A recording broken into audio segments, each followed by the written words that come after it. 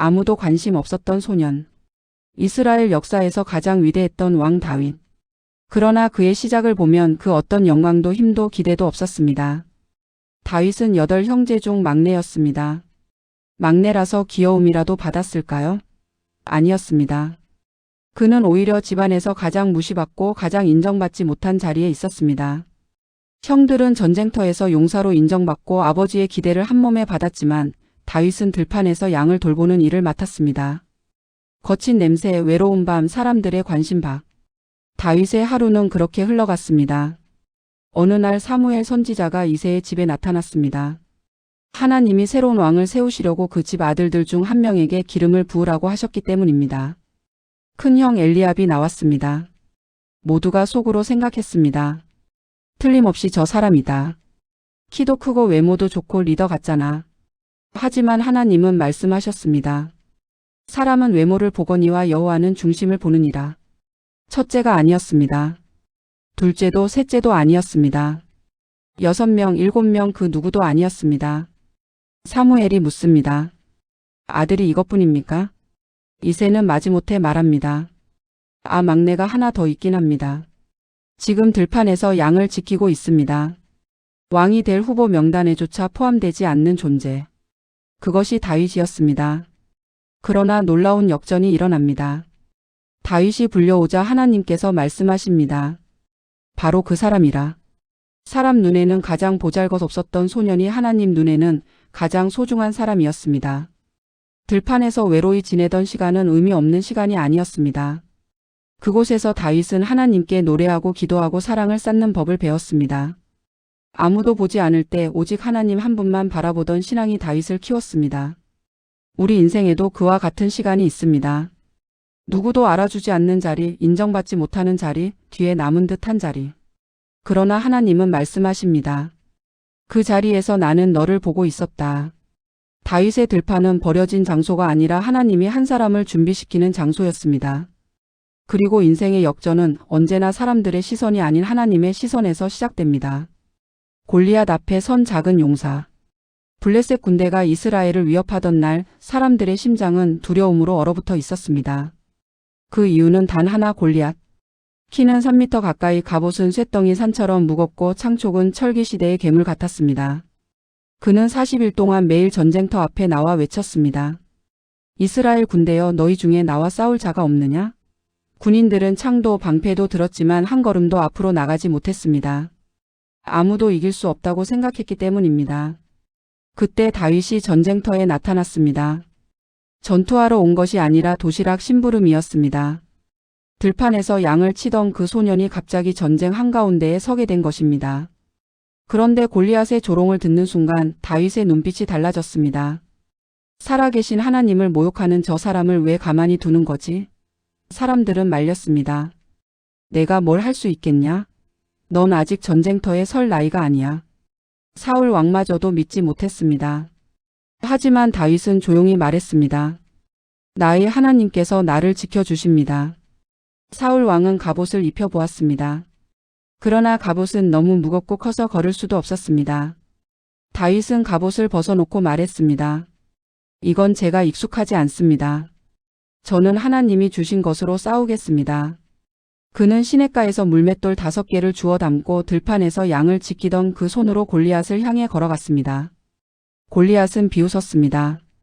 막대기 들고 어린애가 장난하러 나왔구나. 그러나 다윗은 주저하지 않았습니다. 그의 눈에는 골리앗이 아니라 하나님이 보였기 때문입니다. 그리고 외쳤습니다. 전쟁은 여호와께 속한 것이라. 오늘 여호와께서 너를 내 손에 넘기실 것이다. 물맷돌이 날아갔고 골리앗의 이마 한가운데 꽂혔습니다. 거인이 무너지는 순간 모두가 숨을 멈췄습니다. 검도 창도 아닌 믿음 하나로 전쟁은 끝났습니다. 승리는 무기가 아니라 하나님께 속해 있었습니다. 우리는 종종 골리앗 같은 문제 앞에서 작아지고 멈춰섭니다. 가정의 문제, 건강의 문제, 경제의 어려움, 외로움, 우리 힘으로는 이길 수 없어 보여 두려워합니다. 하지만 다윗의 이야기는 말합니다. 문제가 커서 지는 것이 아니라 하나님이 작게 보일 때 지는 것이라고. 하나님이 진짜 크신 분임을 마음으로 인정하는 순간 우리는 이미 승리의 편에 서 있는 것입니다. 광야 눈물의 학교. 골리앗을 쓰러뜨린 후 다윗의 인생은 곧바로 꽃길이 될 것 같았습니다. 사람들은 노래했습니다. 사울은 천천히요, 다윗은 만만히로다. 승리는 했고 모든 사람이 그를 사랑했고 사울 왕도 처음에는 그를 귀하게 여겼습니다. 그러나 영광 뒤에는 시기가 숨어 있었습니다. 사울의 마음에 질투가 불붙자 다윗을 향한 칼날은 점점 날카로워졌습니다. 결국 다윗은 왕궁에서 도망쳐야 했습니다. 승리의 영웅이 하루아침에 도망자가 된 것입니다. 다윗은 광야로 숨어다니며 목숨을 건 도피 생활을 했습니다. 밤에는 돌바닥이 침대였고 낮에는 숨을 죽이고 살았습니다. 바람 소리에도 가슴이 내려앉고 낙엽이 떨어져도 칼소리처럼 들렸습니다. 한 나라의 왕에게 쫓기며 살아야 했던 젊은 다윗의 마음은 얼마나 무너졌을까요? 내가 뭘 잘못했지?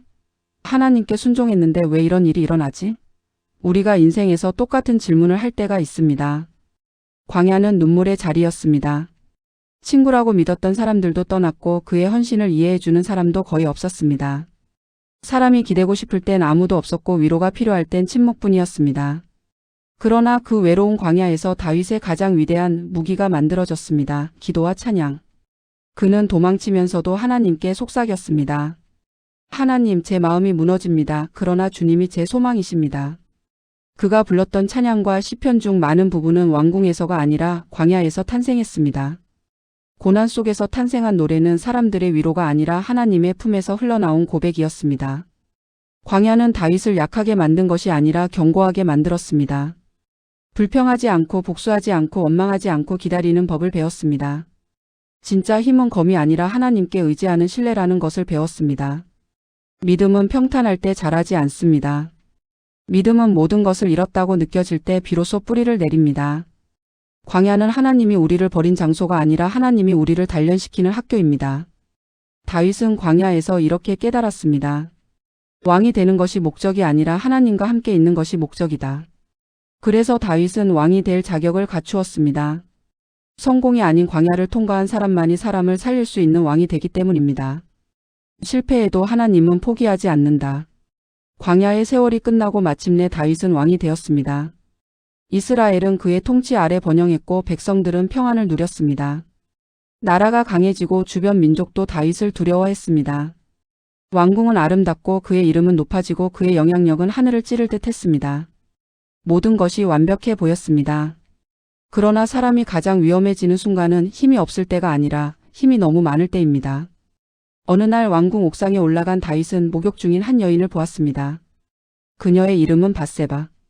다윗은 순간 마음을 뺏겼습니다. 한 나라의 왕으로서 누구든 부를 수 있었습니다. 왕의 권력은 그를 막지 못했고 결국 한 가정을 무너뜨리는 잘못을 저질렀습니다. 죄는 죄를 낳았습니다. 밧세바의 남편 우리아가 돌아오자 다윗은 자신의 죄를 숨기기 위해 전쟁터로 보내고 결국 죽게 만들었습니다. 하나님의 사람도 넘어질 수 있습니다. 믿음의 사람도 실수할 수 있습니다. 헌신과 눈물이 있어도 지혜가 있어도 영적 승리의 경험이 있어도 인간은 연약한 존재입니다. 다윗도 예외가 아니었습니다. 그러나 이 이야기가 진짜 감동적인 이유는 죄 이후의 다윗의 태도 때문입니다. 선지자 나단이 왕 앞에 와서 죄를 지적했습니다. 왕이라면 감추고 변명하고 화내고 책임을 돌리는 것이 당연해 보입니다. 하지만 다윗은 그렇게 하지 않았습니다. 그는 왕의 옷을 벗어 던지고 바닥에 엎드려 통곡했습니다. 아무 변명도 하지 않았습니다. 내가 여호와께 죄를 범하였노라. 이 한 문장이 다윗을 다시 일으켰습니다. 죄는 끝이 아닙니다. 하나님께 돌아오지 않을 때가 끝입니다. 하나님은 실패 없는 사람을 기뻐하시는 것이 아니라 실패해도 하나님께 돌아오는 사람을 기뻐하십니다. 우리는 인생에서 실수합니다. 사랑하는 사람에게 상처를 줄 때도 있고 자존심 때문에 잘못을 덮을 때도 있고 자신조차 용서할 수 없을 때도 있습니다. 그러나 하나님은 우리에게 이렇게 말씀하십니다. 내가 돌아오면 나는 너를 회복시키겠다. 다윗이 다시 회복될 수 있었던 이유는 완벽해서가 아니라 회개했기 때문입니다. 하나님 앞에 엎드려 울 수 있는 사람이 가장 강한 사람입니다. 죄를 인정하는 것이 약한 것이 아니라 영혼을 다시 살리는 첫걸음입니다. 그래서 다윗의 인생은 비극으로 끝나지 않았습니다. 하나님은 그의 죄를 기억만 하신 것이 아니라 그를 회복시키셨고 다시 사용하셨습니다. 하나님이 쓰시는 사람은 넘어지지 않는 사람이 아니라 넘어져도 다시 하나님께 돌아오는 사람입니다.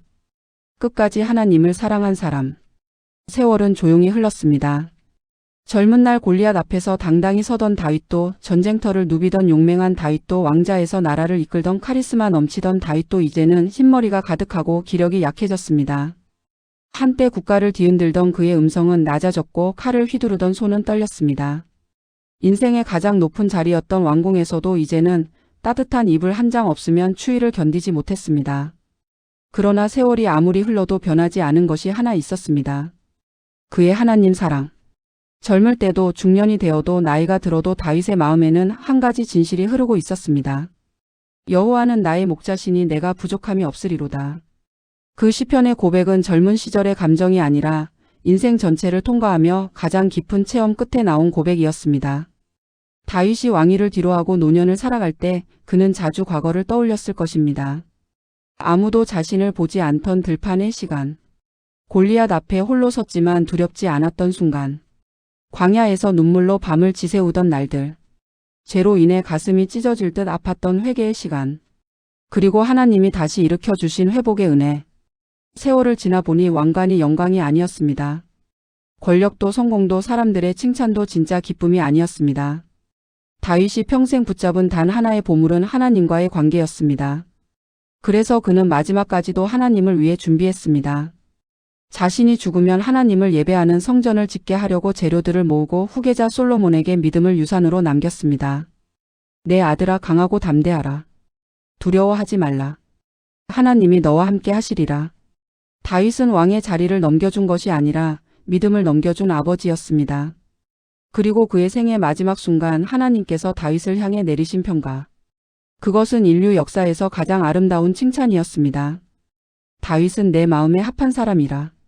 그는 완벽해서가 아니라 넘어져도 하나님께 돌아왔고 성공 속에서도 하나님을 잊지 않았고 노년에도 하나님을 끝까지 사랑했기 때문입니다. 우리의 삶도 다윗처럼 화려하지 않을 수 있습니다. 하지만 하나님은 영광을 요구하시는 분이 아니라 사랑을 원하시는 분입니다. 젊을 때도 중년에도 인생의 끝자락에서도 하나님을 사랑할 수 있다면 그것이 가장 위대한 인생입니다.